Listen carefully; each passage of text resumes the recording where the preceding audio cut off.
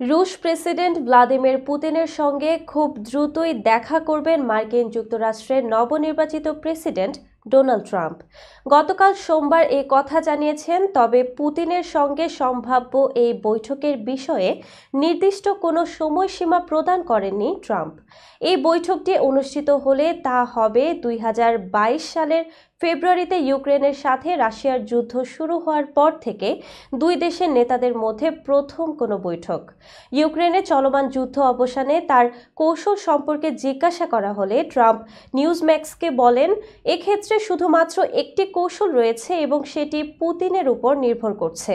প্রসঙ্গত 2022 সালের ফেব্রুয়ারিতে ইউক্রেনে রাশিয়ার সামরিক বাহিনীর সর্বাত্মক হামলার শুরুর পর থেকে পূর্ব ইউরোপের এই দেশটিতে হাজার হাজার বেসামরিক নাগরিক নিহত হয়েছেন।